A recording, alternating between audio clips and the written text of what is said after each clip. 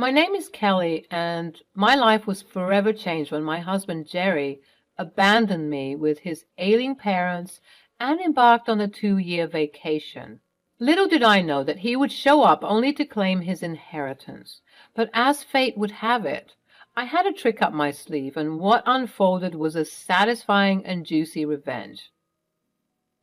Jerry and I were once deeply in love, or so I thought. Our story began with us meeting through a dating app.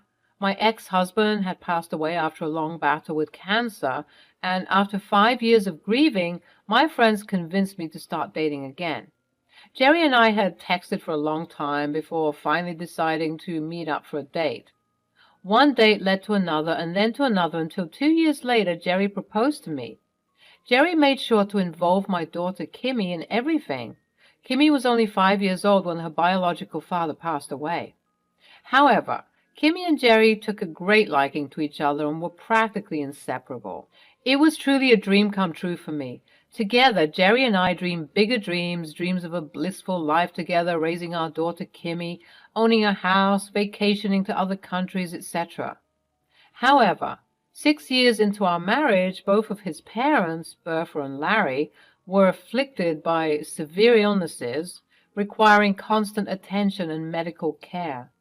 Jerry asked me if it would be possible for us to take care of them together. Babe, I kind of have a big request to make.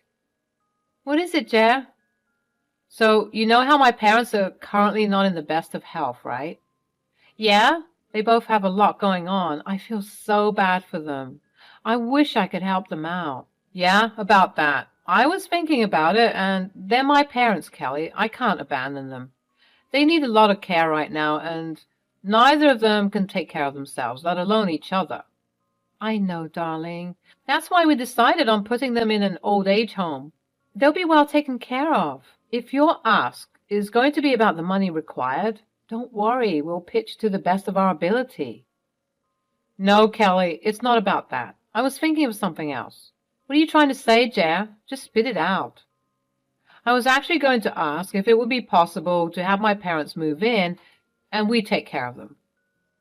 Oh, Jer, I don't know. I'm already swamped with work and raising Kimmy. I really want to, but... Oh, no, darling, you won't be doing it all alone. They're my parents, so I will definitely be doing just the same amount of work as you, if not more. I promise. Oh, what the hell. Okay, I love Bertha and Larry. Plus, I think Kimmy would love to live with her grandparents. Thanks a lot, Kelly. I promise I won't let you down. You better not. Having taken care of my ex-husband for quite a while, I had some experience being a caregiver. Bertha suffered from a debilitating autoimmune disease which left her bedridden and reliant on specialized treatments. Larry, on the other hand, battled a chronic heart condition that required constant monitoring and medication adjustments. Their fragile health became the center of our lives, as their deteriorating conditions necessitated round-the-clock care. At first, Jerry seemed committed to the cause. We worked together tirelessly, juggling work, parenting, and the care of his parents. I'll admit it wasn't easy. Countless sleepless nights, hospital visits, and emotional stress became our new reality.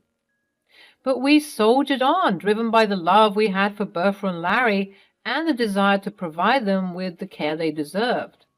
For a while we managed to find strength in each other, but as the months wore on, a troubling shift began to occur. Jerry's once unwavering commitment to his parents started to wane. It started with missed doctor's appointments, excuses of being too busy, and a growing disinterest in their well-being. I could see the strain that this put on Bertha and Larry, and I felt my heart breaking for them. As the months turned into years, Jerry's withdrawal from his responsibilities became more apparent. He began spending more time away, claiming business trips and other obligations that conveniently kept him from being present. The burden fell heavily on my shoulders as I tried to balance work, parenting, and the increasing needs of his parents. Amid the chaos, I could see the toll it took on Bertha and Larry. Their faces mirrored a sense of disappointment as the son they had raised seemed to be slipping away. Their health continued to deteriorate, and their need for care only intensified. Yet Jerry seemed more preoccupied with his own pursuits, detached from the pain and suffering that surrounded him. 2 years into being his parents' caregivers, Jerry told us that he would be away on another business trip for 2 weeks. A huge argument between Jerry and Kimmy and I ensued. "Jerry, how can you just leave us like this? Your parents need us and you're walking out the door without a care in the world?" "Oh, here we go again, always making it seem like I'm the bad guy. I have important work to attend to. Kelly, it's not like I'm abandoning them forever." "Dad, you can't just keep leaving us like this. Grandma and Grandpa need us and you're never here. It's not fair." "You think I don't know that? Do you think I enjoy being away? I have responsibilities too, you know. I can't always drop everything just because they're sick." "Responsibilities? What responsibilities, Jerry? You've been absent for months. Your parents are suffering. And you're nowhere to be found. It's like you don't even care anymore." "Don't you dare accuse me of not caring.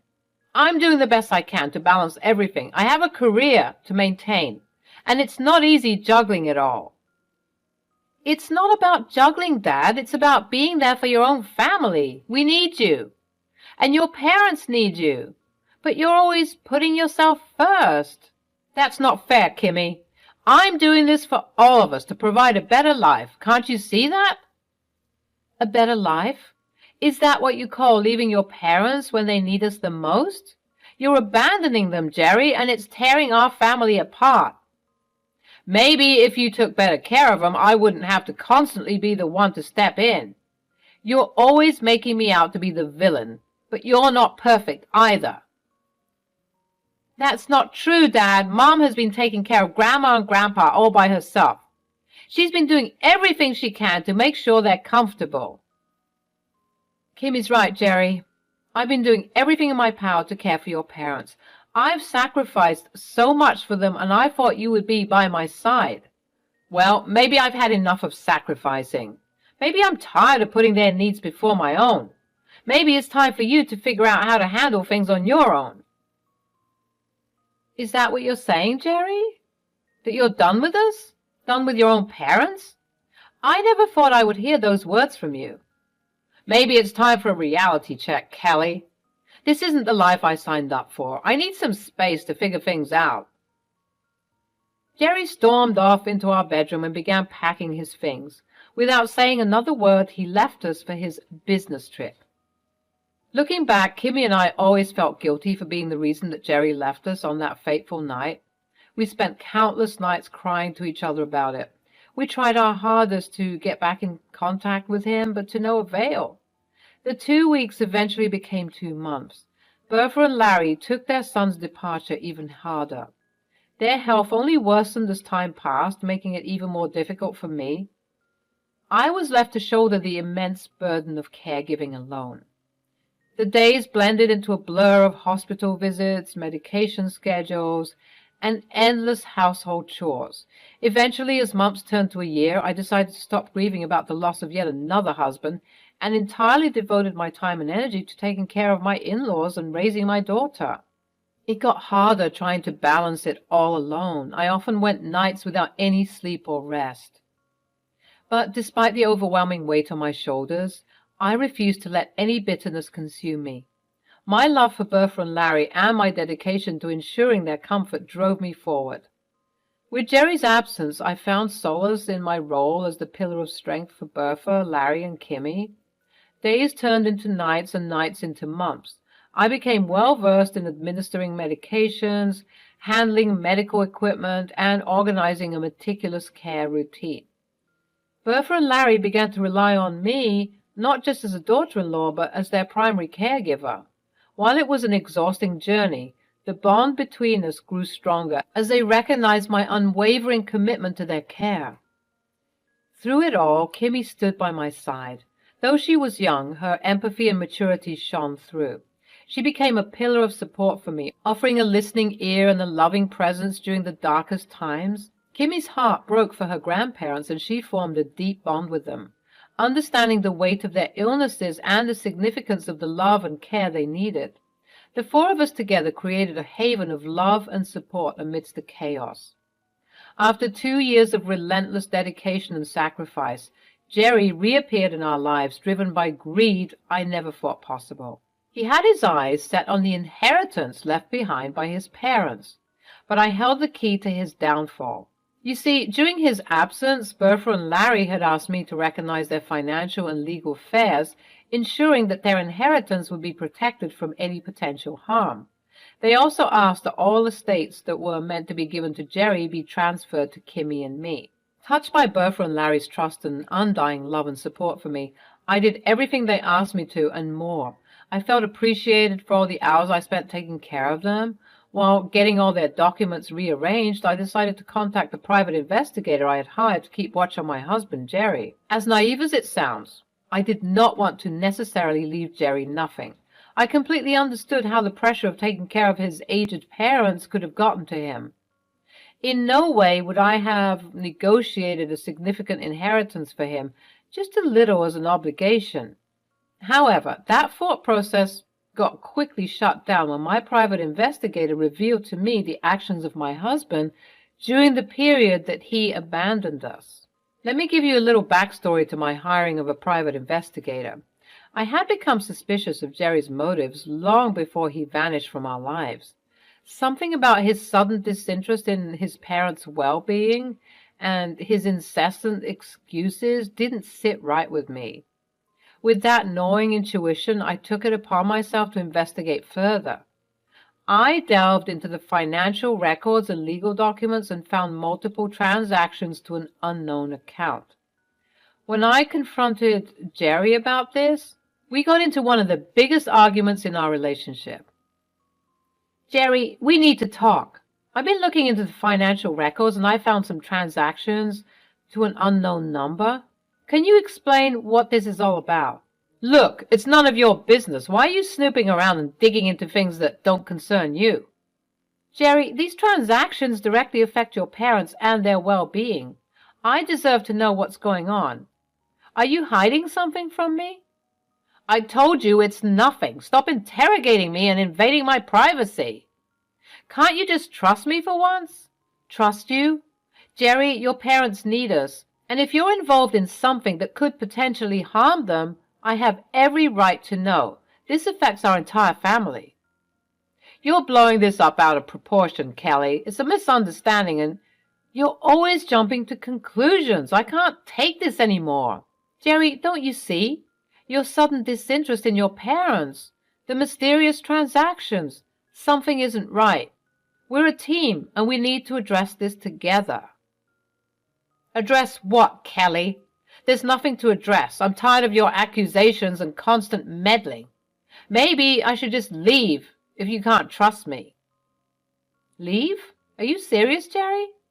You're willing to abandon your parents and your family because you refuse to answer a simple question? Is that the kind of person you've become? You're pushing me to my limit, Kelly. I can't handle your constant suspicion and lack of faith in me. If you can't accept that, then maybe we're better off apart. Tired of Jerry's lies and lack of involvement in his parents' care, I decided to hire a private investigator. The reports I got seemed mundane and nothing out of the ordinary, which made me heavily regret my decision. The guilt of my actions, along with the stress of taking care of my in-laws and raising my daughter, made me let go of the PIs, however. After Jerry left us without a word, I rehired my PI and had him silently collect data until I asked for it. I had almost forgotten about it until Bertha and Larry brought up their paperwork. Now, armed with new information, I vowed to myself that if Jerry were to show up again, I would make his life a living hell. So when Jerry reappeared in our lives, I was prepared to fulfill my promise to myself. He walked back into our houses as if he hadn't abandoned us for the past 2 years. Without so much as a look at his parents and a glance at Kimmy, he made a beeline straight to me. Kelly, it's about time we had a serious conversation. I'm back now, and I expect my rightful share of the inheritance from my parents. Are you kidding me, Jerry? After all this, that's the first thing you have to say? No concern for your parents, no acknowledgement of your absence? Just your share of the inheritance? Look, I don't have time for sentimentalities. I left to pursue my interests, and now I'm back to claim what's rightfully mine. You should be grateful I even came back. Grateful? Grateful for what, Jerry? For abandoning your parents where they needed us the most? For leaving me to shoulder the entire burden on my own? You have some nerve. Oh, please. You act like taking care of them was some kind of burden. You've always enjoyed playing the martyr, Kelly. But let's not forget who worked hard to earn this inheritance. Worked hard? Is that what you call it?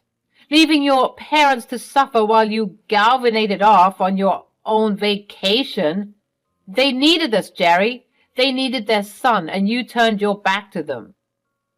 They had you, didn't they? You seemed to have it all under control. I knew you'd take care of things. Besides, they're not my responsibility alone. I have a life to live. Your life? What about our life, Jerry? What about the vows we took, the promises we made? This is our family, our parents, and you've betrayed us in the worst possible way. Betrayed? Please spare me the theatrics. I'm simply asserting my rights. I'll get my share, whether you like it or not, and don't even think about trying to stop me. Jerry, you've shown your true colors.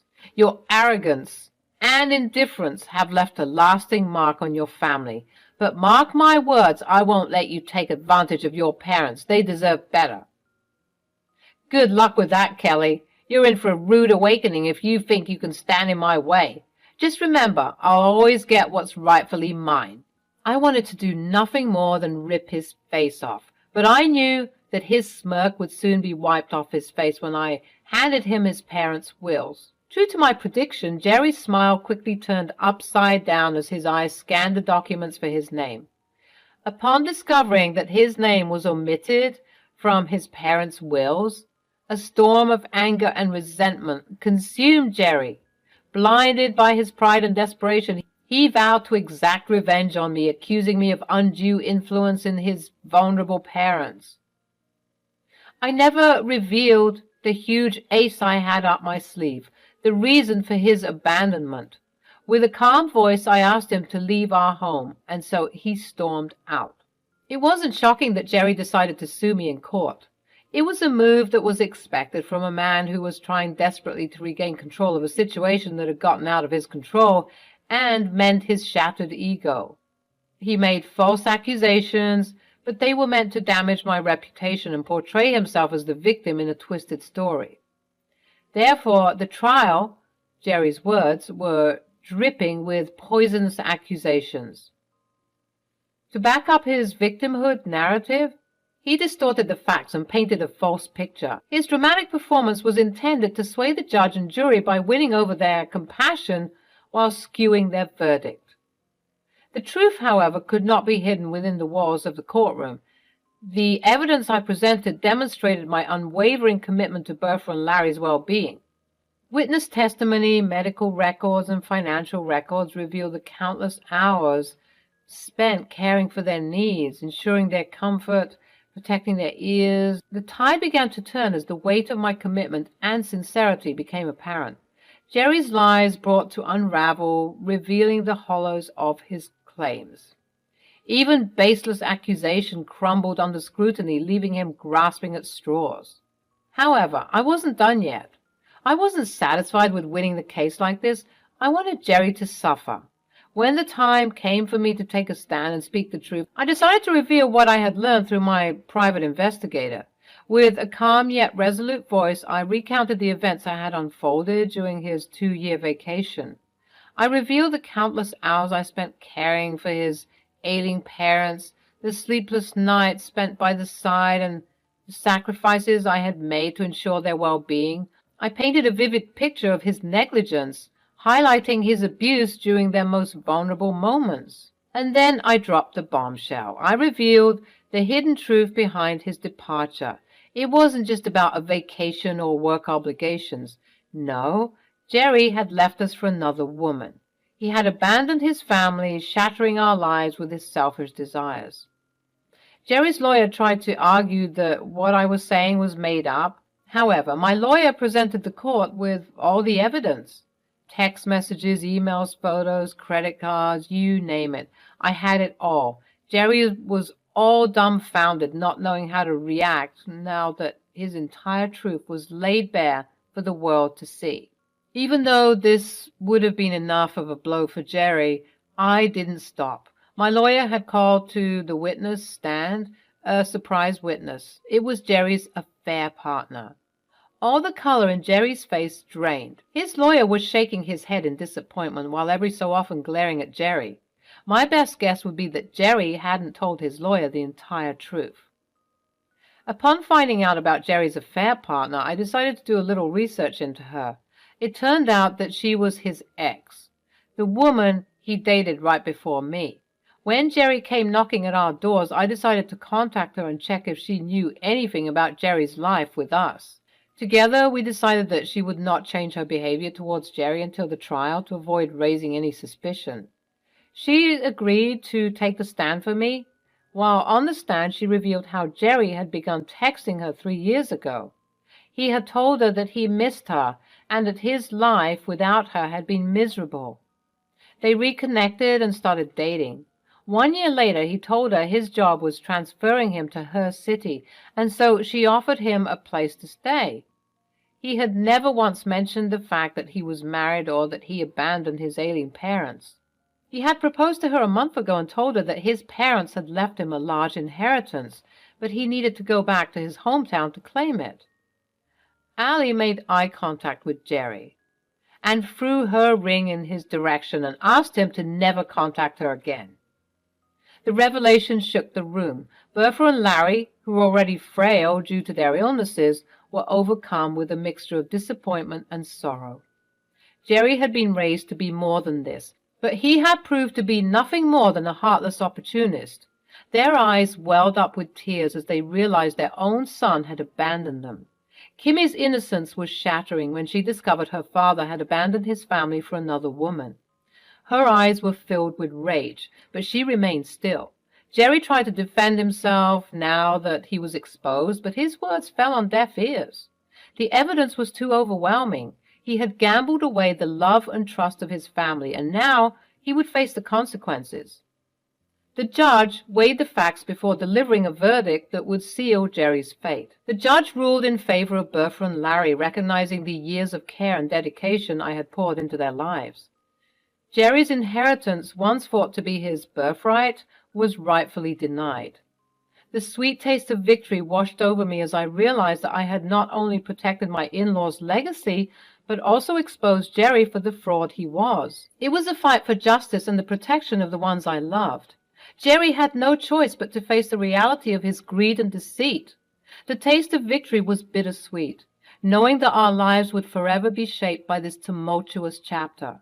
So here I am, sharing my tale with you to remind you that even in the face of heartbreak, betrayal, and seemingly insurmountable odds, justice can prevail. Revenge can be a dish best served cold while being backed up by love and unconditional support.